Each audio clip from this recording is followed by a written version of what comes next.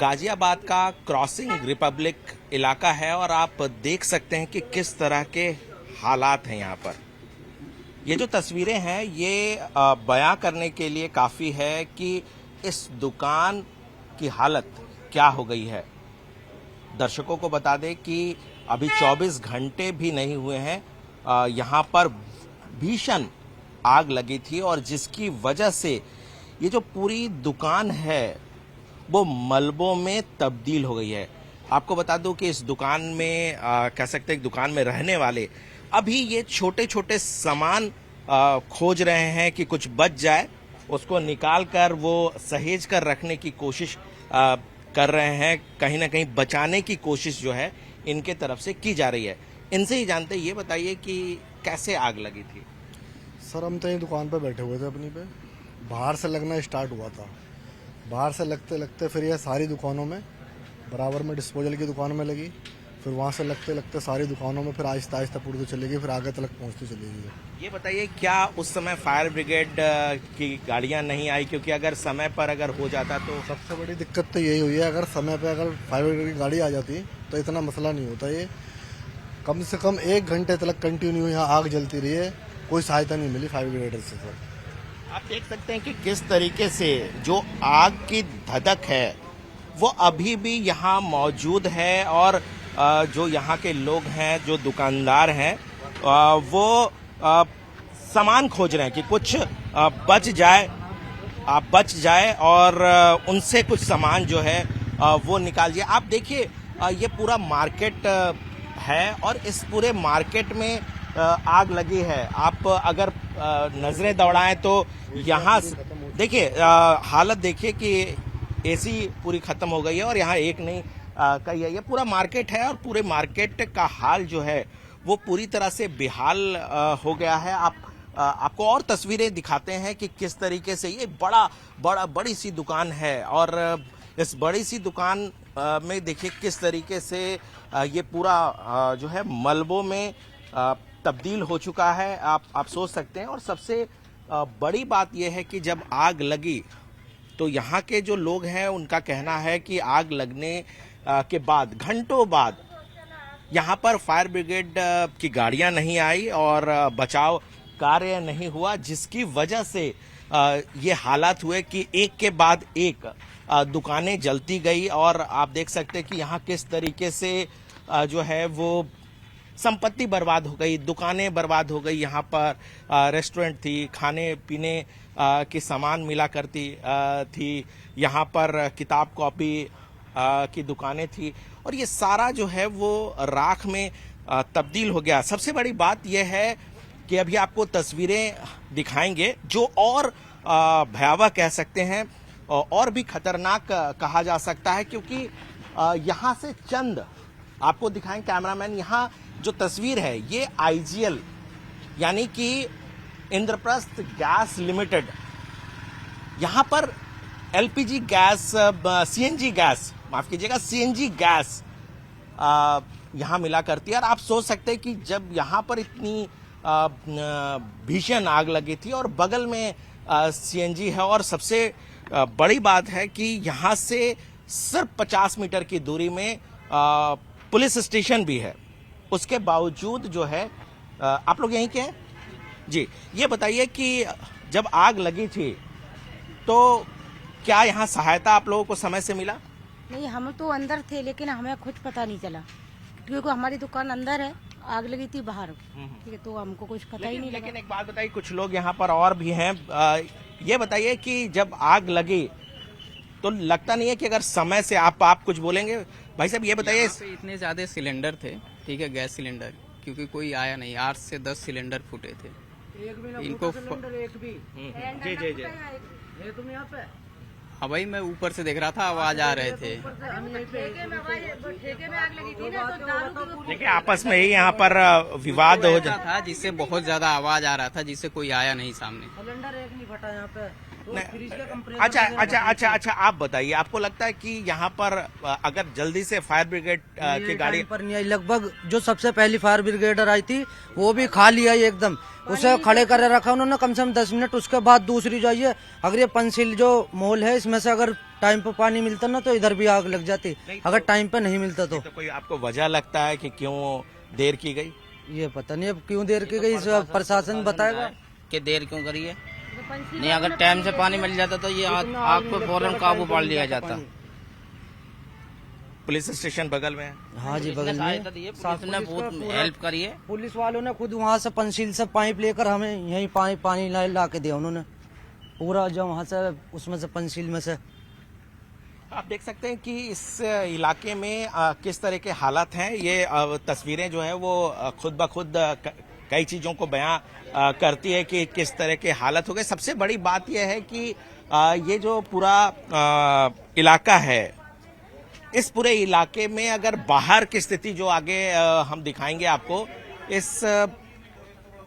ये पूरा इलाका क्रॉसिंग रिपब्लिक है, टाउनशिप इलाका है और आग की लपटें, जो सबसे बड़ी बात है कि आग की लपटें जब यहाँ निकले उसके बाद इसके चपेट में सोसाइटीज भी आई, जो हाई राइज बिल्डिंग है वो भी इन आग के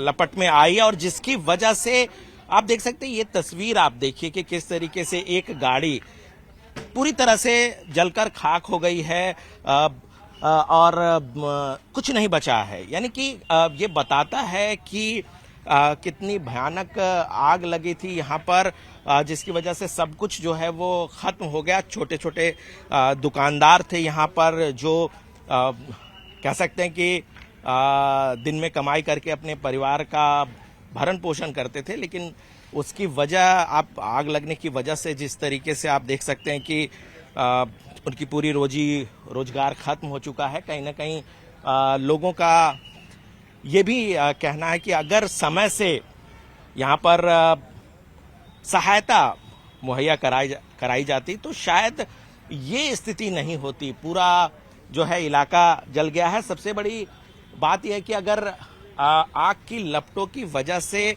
सोसाइटी के फ्लैट में भी अगर आग लगी है तो इसका मतलब ये है कि सुविधा का अभाव था। कहीं ना कहीं जो फायर सेफ्टी की जरूरत जितनी होनी चाहिए वो नहीं थी। अगर समय से सारी चीजें अगर मुहैया हो जाती तो शायद ये हालात यहाँ पर नहीं देखने को मिलता।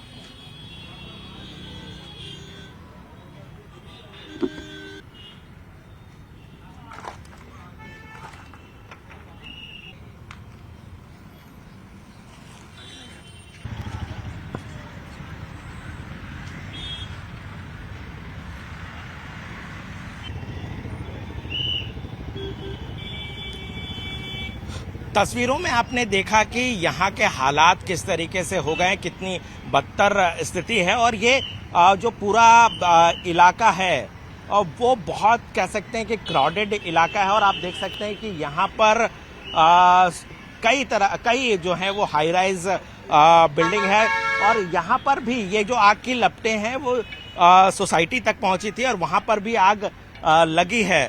लेकिन सबसे बड़ी बात है कि इतना क्राउडेड इलाका होने के बावजूद भी सेफ्टी को लेकर, खास तौर पर फायर सेफ्टी को लेकर क्या स्थिति रही, किस तरीके से व्यवस्था है, ये कहीं ना कहीं खोखला है। क्योंकि यहाँ से महज 10 मीटर भी नहीं है। ये देखिए यहाँ सीएनजी पंप है, स्टेशन है, पंप स्टेशन है और यहाँ पर देखिए गाड़ियाँ में सीएनजी लोग भरवाते हैं। खुदा ना खास्ते अगर आग की लपटें अगर यहाँ तक पहुँचती तो फिर स्थिति बहुत ही गंभीर कहा जा सकता था। और आपको बताऊं कि इससे बगल में पुलिस स्टेशन भी है। हालांकि लोग कह रहे हैं कि यहाँ जो पुलिस थी वो उन्होंने मदद की है, लेकिन सबसे बड़ा सवाल ये है कि यहाँ पर घंटों आग लगी लेकिन जो फायर ब्रिगेड की गाड़ियां आने में देर हुई। हालांकि आपको बता दूं कि ये जो पूरा टाउनशिप इलाका है, जो क्रॉसिंग रिपब्लिक है, यहाँ तकरीबन 1 लाख से ज्यादा लोग रहते हैं और सबसे बड़ी बात है कि ये लोग न केवल अपने सोसाइटी में मेंटेनेंस देते हैं बल्कि टाउनशिप के लिए जो CIPL है जो यहाँ पर पूरा इस टाउनशिप को मेंटेन करती है उसको मेंटेनेंस चार्जेस देती है। उसके बावजूद जो फायर सेफ्टी की स्थिति है वो बहुत ही दयनीय कहा जा सकता है। अगर समय से यहाँ पर फायर ब्रिगेड की गाड़ियां आ जाती या फायर सेफ्टी के लिए प्रबंध किए होते तो शायद इतना बड़ा हादसा नहीं होता, उसको टाला जा सकता था। लेकिन सबसे गंभीर बात है कि अभी कैमरामैन को कहूंगा कि ये जो आप सोसाइटी देख रहे हैं यहाँ पर भी आग की लपटें गई और वहां पर भी फ्लैट जो है वो धू कर जल गया। ये अपने आप में एक बहुत ही बड़ा सवाल खड़ा करता है कि आखिर किस तरीके से यहाँ पर व्यवस्था की गई जब यहाँ पर लाखों की संख्या में लोग रहते हैं। इसके लिए प्रशासन क्या व्यवस्था की, यहाँ पर जो इसको पूरा मेंटेन करती है उसने क्या की, तो ये अपने आप में बहुत सारे सवाल हैं जिसका जवाब जो है वो प्रशासन को भी देना पड़ेगा। यहाँ जो मैनेजमेंट देखती है CIPL उसको भी देना पड़ेगा और ये भी ये भी एक बहुत बड़ा कहीं ना कहीं प्रशासन के लिए चुनौती होगा कि जो सारी सोसाइटी है, तकरीबन 50 से ज़्यादा सोसाइटी है, लाख से ज़्यादा लोग यहाँ पर रहते हैं, उनके सोसाइटीज़ में फायर सेफ्टी के लिए क्या प्रबंध हैं। क्योंकि देखिए गर्मी का दिन है और ऐसे हादसे जो है वो आमतौर पर देखे जाते हैं, लेकिन अगर हादसा होता है और अगर उस हादसे के बाद उसके सुरक्षा के प्रबंध होते हैं तो शायद इतना बड़ा हादसा नहीं हो पाता। तो ये भी एक बड़ा सवाल है और ये चुनौती है और इसके लिए जरूर प्रशासन को सख्त रवैया अपनाना चाहिए। कैमरामैन प्रकाश के साथ अनूप गुप्ता, न्यूज़ 18 नेटवर्क, दिल्ली।